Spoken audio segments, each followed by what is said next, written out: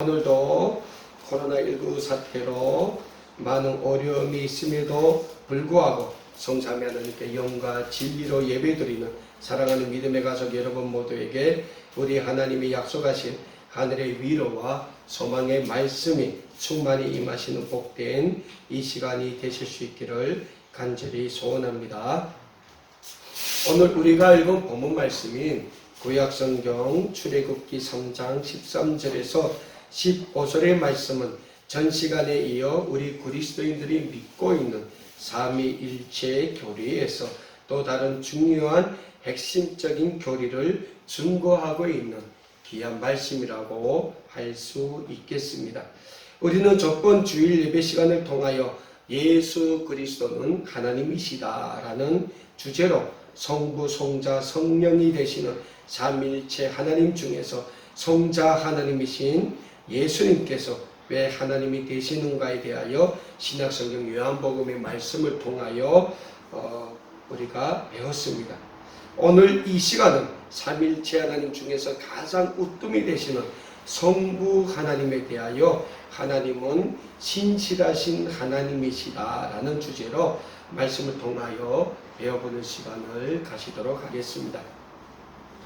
오늘 우리가 읽은 본문 말씀인 구약성경 출애굽기 3장 13절에서 15절의 말씀은 이스라엘의 한 평범한 늙은 양치기인 모세가 뜻밖에도 호렙산에서 하나님을 만나는 모습이 기록되어 있습니다. 모세가 호렙산에서 여호와 하나님을 대면할 당시 이스라엘 민족은 애굽의 식민지 노예 생활을 400년 동안 강요당하고 있을 때였습니다.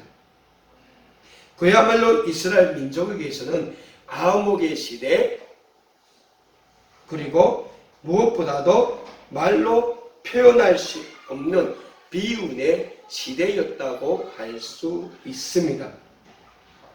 당시 이스라엘 민족에 대한 애굽의 식민지 노예 정책은 말로 표현할 수 없을 정도로 잔인했습니다.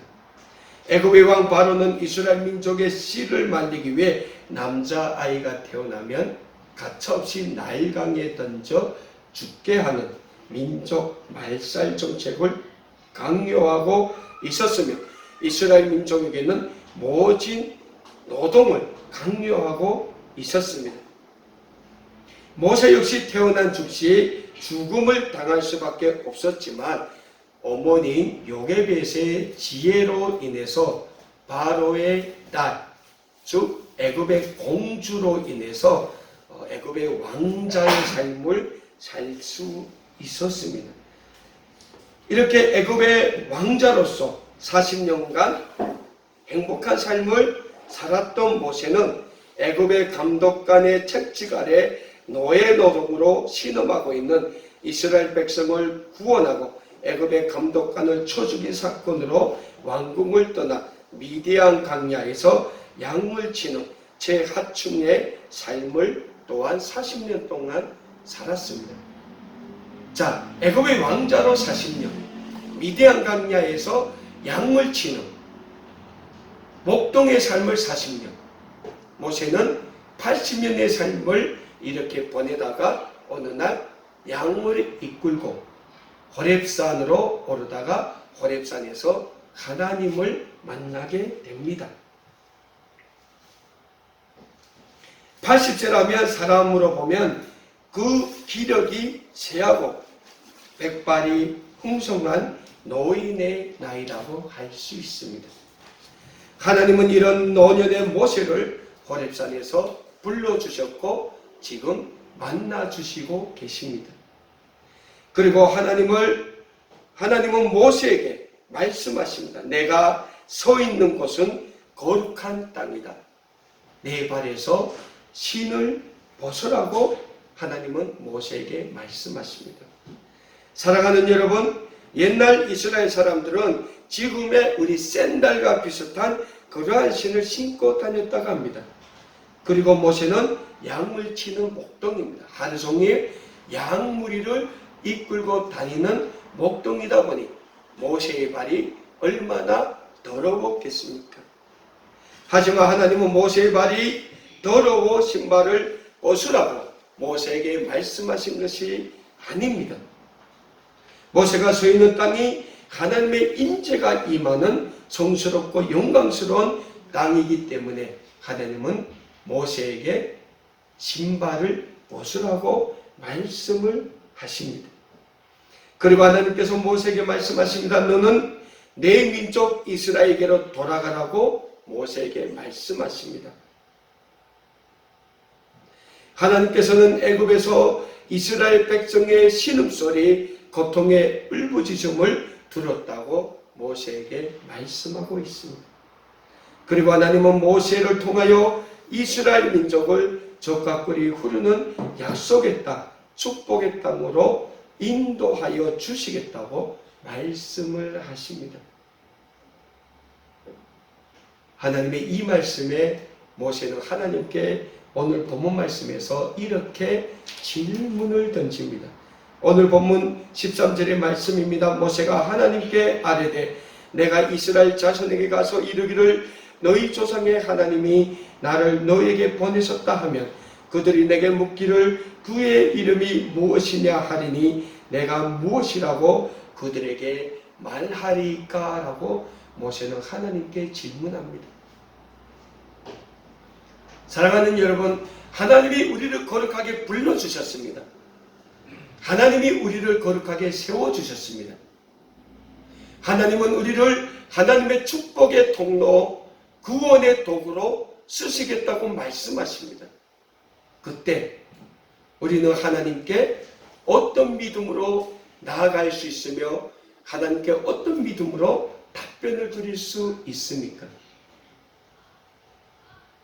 흔히 자녀들이요, 아버지가 부릅니다. 야, 갑돌아 하면 자녀는 아버지한테 뭐라고 답변합니까?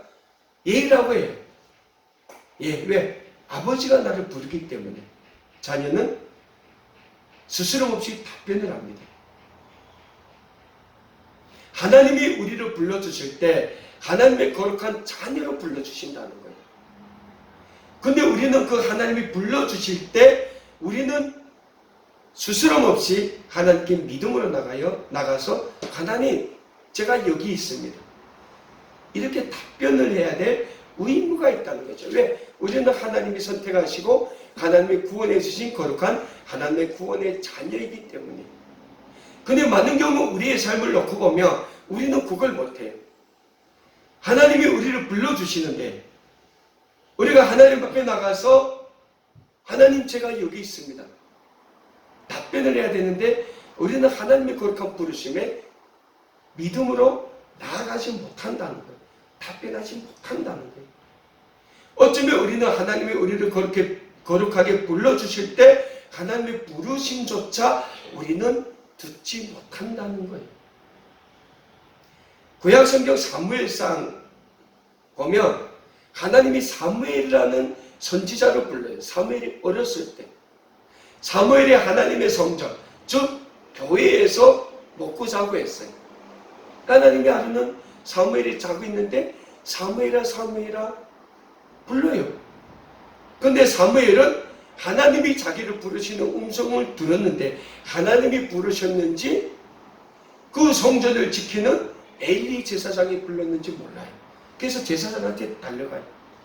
저를 불렀습니까? 엘리 제사장이 나는 너를 안 불렀다 해요. 그러니까 사무엘이 또 돌아와서 자기 자리에 누워졌는데 하나님이 또 불러요. 사무엘아 사무엘아. 3번 제사장한테 달려갑니다. 사무엘의 그 말을 듣고 엘리 제사장이 야, 이번에 널 부르면 하나님 내가 여기 있습니다. 답변을 해라. 사무엘이 자기 자리에 가서 또 누워자요. 하나님이 또 부르십니다. 그때 비로소 하나님이 사무엘이 하나님 제가 여기 있습니다. 답변을 한다는 거예요. 어느 하나님이 모세에게 말씀합니다. 내가 너를 너희 민족 이스라엘에게로 보낼 거다. 그러니까 모세가 뭐라고 합니까? 내가 우리 민족 이스라엘에게 가서 나의 하나님이 나를 너에게 보내셨다 할 때 그러면 우리 이스라엘 백성들이 야, 널 보낸 하나님 그 이름이 뭐냐 하면 내가 무엇이라 답변할까요? 하나님께 물어봅니다. 자, 14절에서 하나님이 모세에게 뭐라고 말씀하십니까? 나는 스스로 있는 자라고 해라. 스스로 있는 자. 그리고 스스로 있는 자가 너를 너희 백성 이스라엘에게 보내셨다 하라.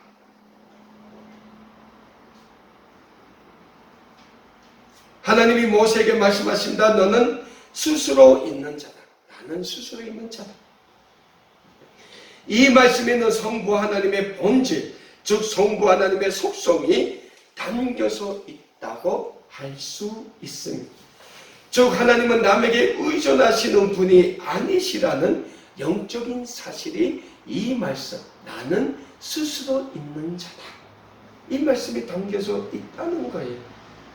하나님은 이 세상 만물을 스스로 하나님이 계획하시고 스스로 창조하신 창조주 하나님이십니다. 무엇보다 하나님은 과거에도 존재하셨고 현재에도 존재하시고 미래에도 존재하시는 하나님, 즉 알파와 오메가가 되시는 하나님이시라는 사실을 우리는 잊지 말아야 합니다. 그래서 신약성경 요한계시록 1장 8절에서는 이러한 하나님에 대하여 이렇게 우리에게 말씀하고 있습니다. 주 하나님이 이르시되 나는 알파와 오메가여 이제도 있었고 전에도 있었고 장차 올 자여 전능한 자라 하시더라 라고 말씀하고 있습니다. 신약성경 요한계시록의 말씀을 보면 오늘 본문 말씀인 구약성경 출애굽기 3장 13절에 하나님의 스스로 계시는 자라는 이 말씀 속에 하나님이 지니신 영원성과 불변성이 담겨져 있다고 말씀드릴 수 있을 것입니다. 즉 하나님은 온 우주 만물을 창조하시기 이전부터 스스로 계신 분, 이제도 계시고 오늘도 계시고 내일도 영원히 하나님 스스로 계시고 존재하시는 불변하신 하나님이라는 진리가 담겨져 있는 말씀이라고 할 수 있습니다. 그래서 우리는 하나님을 가리킬 때 하나님의 전지전능하신 무소부재하신 거룩하시고 신실하신 하나님이라고 우리는 부르고 있는 것입니다. 무엇보다 우리가 하나님의 신성을 강조할 때 하나님은 우리 인간과는 절대적으로 구별되는 하나님이시다라는 사실입니다. 하나님은 우리 인류를 창조하신 창조주 하나님이십니다. 그리고 우리 인류는 창조주 하나님에 의해서 지으심을 받은 우리는 피조물인 거예요. 그래서 하나님과 우리 인류는 그 본질 자체가 다르다는 사실입니다. 오늘 본문 말씀 14절에서 하나님께서 모세에게 나는 스스로 있는 자다, 스스로 있는 자가 나를 보내셨다 말하라 라는 이 말씀은 하나님은 스스로 전지전능하신 분이심을 모세를 통하여 이스라엘 민족에게 나타내 보이시는 말씀인 것입니다. 자, 우리가 예를 들어 봅시다. 구약성경 창세기 1장에서 하나님은 온 우주 만물을 창조하실 때 그것도 무에서 유를 창조하실 당시 그 누군가의 의견을 듣고 하나님께서 천지 창조의 사역을 시작하신 것이 아닙니다. 온 우주 만물을 창조하시고 에덴 동산에서 인류의 조상인 아담과 하와를 창조하실 때도 하나님은 그 누구의 의견을 물으시고 아담과 하와를 지으신 것이 아니라는 사실입니다. 하나님께서 믿음의 조상인 아브라함을 갈대아 우르에서 불러주시고 그를 만민의 조상으로 믿음의 조상으로 세워주실 때도 하나님은 그 누구의 의견을 물으시고 아브라함을 불러주시고 세워주신 것이 아니라는 사실입니다.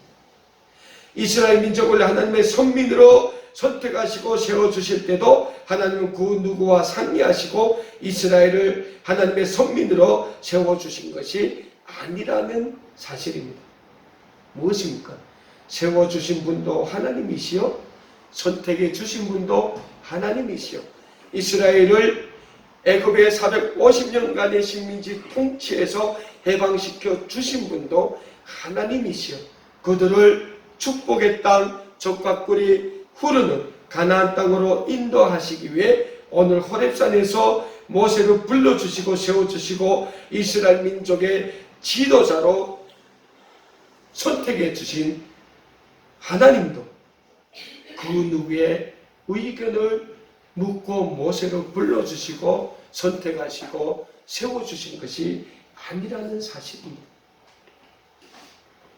우리도 마찬가지입니다. 저 동토의 땅 복음의 불모지 인권의 사각지대에서 김일성 김정일 우상숭배에 져서 독재 감옥과 같은 곳에서 빛없이 희망 없이 인간 이하의 삶을 살던 우리를 이 자유의 땅 신앙의 땅으로 인도해 주시고 우리를 하나님을 믿는 믿음의 백성으로 선택하시고 거룩하게 불러주시고 세워주신 분도 구원의 하나님 자신이라는 영적인 사실을 우리는 믿으시길 바랍니다. 그러한 우리를 가르쳐 신약성경 베드로전서 2장 9절에서는 이렇게 말씀하고 있습니다. 그러나 너희는 택하신 족속이요 왕같은 제사장들이요 거룩한 나라요 그의 소유가 된 백성이니 이는 너희를 어두운 데서 불러내어 그의 기이한 빛에 들어가게 하신 이의 아름다움을 선포하게 하려 하시니라 라고 말씀하고 있습니다. 사랑하는 여러분, 오늘 모세를 호렙산에서 거룩하게 선택하시고 불러주신 우리 하나님께서 이 자리에 계신 우리 모두도 거룩하게 불러주시고 하나님의 구원의 백성으로 거룩하게 세워주셨음을 믿으시길 바랍니다. 오늘 본문 말씀을 통하여 우리는 하나님은 변하지 않는 하나님, 하나님께서 거룩하게 선택하시고 거룩하게 세워주신 믿음의 백성들의 삶을 끝까지 책임져 주시는 하나님이시라는 영적인 사실을 또한 배울 수 있습니다. 하나님의 영적인 속성 중에서 가장 중요한 속성 중에 하나가 하나님은 신실하신 하나님이시라는 사실입니다. 하나님은 진실하신 하나님, 변하지 않는 하나님이시라는 사실입니다. 오늘 본문 말씀 출애굽기 3장 15절의 말씀에서는 하나님께서 모세를 이스라엘 백성에게 애굽의 왕 바로에게 보내시면서 이런 말씀을 하시는 모습이 기록되어 있습니다. 하나님이 또 모세에게 이르시되 너는 이스라엘 자손에게 이같이 이르기를 너희 조상의 하나님 여호와 곧 아브라함의 하나님 이삭의 하나님 야곱의 하나님께서 나를 너희에게 보내셨다 하라. 이는 나의 영원한 이름이요 대대에 기억할 나의 칭몬이라 라고 말씀을 하신 모습이 기록되어 있습니다. 이 말씀은 하나님은 약속을 신실하게 지키시는 하나님이심을 우리에게 잘 보여주고 있는 말씀이라고 할 수 있겠습니다. 구약성경 창세기 2장을 보면 하나님께서 인류의 첫 조상인 아담과 하와를 창조하실 때 그들에게 하신 약속이 있습니다. 그것은 인간의 조상인 아담과 하와로 하여금 하나님의 동산인 에덴의 모든 것을 지키고 경작하도록 하는 것이었습니다. 그러니까 에덴 동산의 모든 것을 아담과 하와를 통하여 지키고 다스리게 하는 권세를 주셨다는 거예요. 그게 하나님이 우리 인류와의 첫 약속입니다. 하지만 인간의 조상인 아담과 하와는 하나님이 먹지 말라고 하신 에덴 동산 주황에 있는 선악을 알게 하는 나무의 실과를 따먹음으로 하나님께 불순종의 죄를 짓게 됩니다. 이때로부터 하나님의 창조의 세계에 죄가 들어오게 됩니다. 인간의 역사에도 원죄라는 죄가 들어오게 됩니다. 그래서 우리 인류는 끊임없이 하나님 앞에서 범죄의 삶을 살게 되는 것입니다. 하지만 하나님의 형상대로 창조하신 우리 인류를 하나님께서는 그냥 두고 보지만은 않으셨다는 겁니다. 하나님께서는 우리 인류를 그 모든 죄악에서 구원하시기 위해 독생자 예수님을 이 세상에 보내시어 십자가의 사건을 통하여 우리 인류를 다시 한번 모든 죄에서 구원해 주시게 됩니다.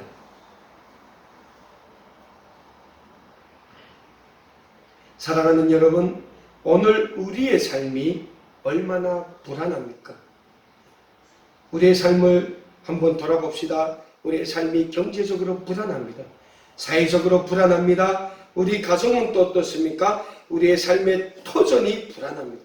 건강이 불안합니다. 오늘 우리의 삶을 놓고 볼 때 모든 것이 어찌 보면 불안하기만 합니다.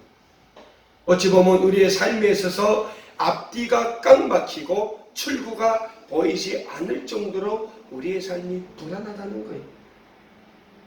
그만큼 우리의 삶의 터전이 불안합니다.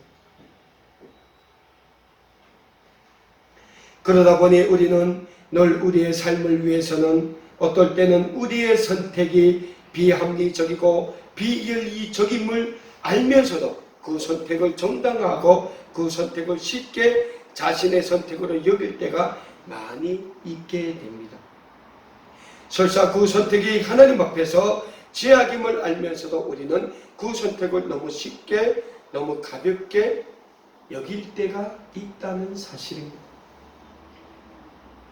하지만 그럼에도 불구하고 하나님은 우리와의 약속, 우리와의 언약을 잊지 않고 과거에도 오늘도 미래에도 우리와의 약속, 우리와의 언약을 지키시는 신실하신 하나님이심을 우리는 믿어야 합니다. 다만 하나님은 우리가 우리의 모든 삶을 하나님께 전적으로 믿고 의지할 때 우리와의 약속, 우리와의 언약을 신실하게 지키시는 하나님이시라는 사실 또한 우리는 잊지 말아야 합니다.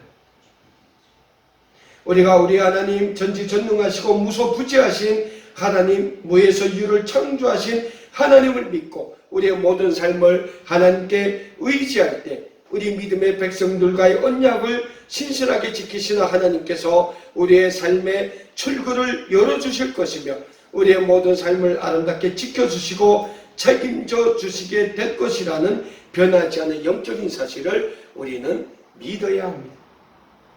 그래서 구약성경 이사야서 41장 8절에서 10절의 말씀에서 이사야 선지자는 우리에게 이렇게 말씀하고 있습니다. 그러나 나의 종 너 이스라엘아, 내가 택한 야곱아, 나의 벗 이스라엘 자손아, 내가 땅 끝에서부터 너를 붙들며 땅 모퉁이에서부터 너를 부르고 내게 이르기를 너는 나의 종이라. 내가 너를 택하고 싫어하여 버리지 아니하였다 하였노라. 두려워하지 말라, 내가 너와 함께함이라. 놀라지 말라, 나는 내 하나님이 됨이라. 내가 너를 굳세게 하리라. 참으로 너를 도와주리라. 참으로 나의 의로운 오른손으로 너를 붙들리라. 사랑하는 여러분, 우리는 이 하나님을 믿어야 합니다. 그리고 전지전능하신 우리 하나님, 믿음의 백성들과의 언약을 잊지 않으시는 신실하신 하나님만을 우리는 의지해야 합니다.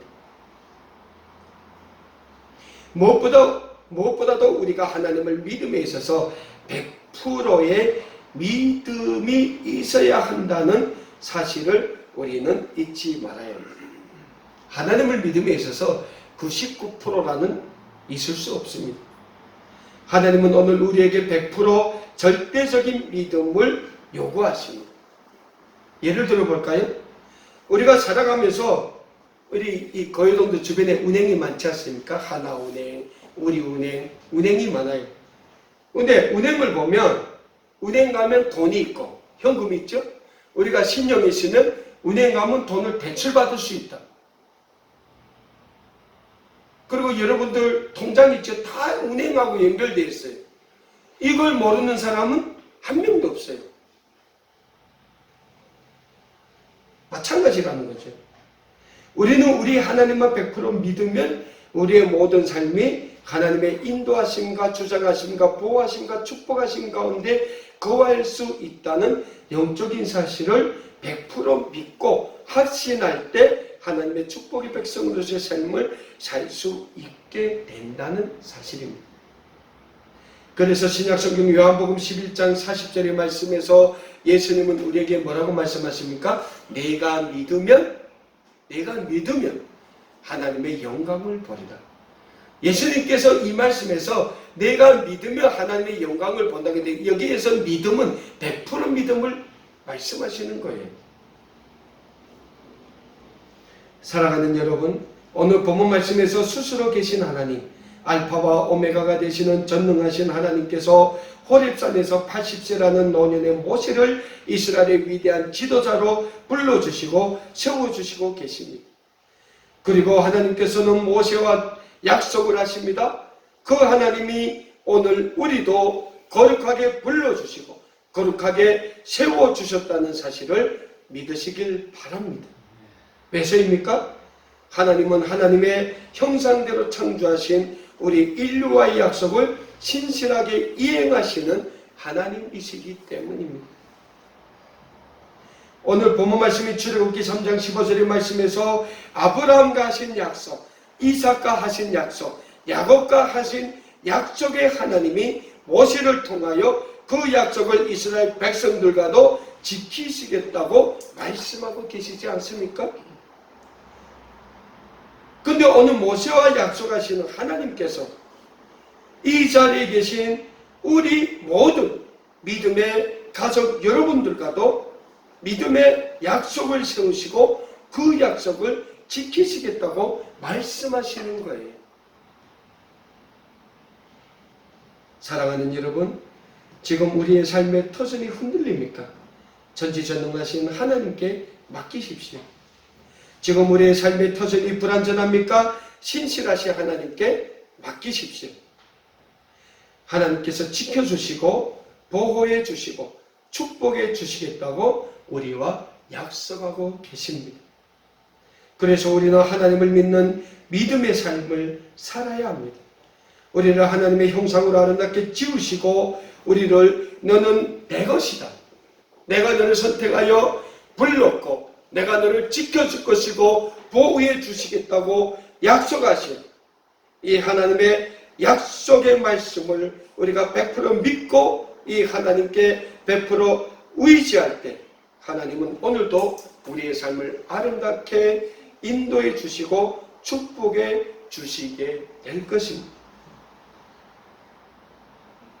우리의 삶을 오늘도 아름답게 인도해 주시고 축복해 주시기를 간절히 원하시는 우리 하나님의 전능하신 품에 우리는 우리의 모든 삶을 내어 맡기는 믿음의 삶, 축복의 삶의 주인공이 되어야 합니다.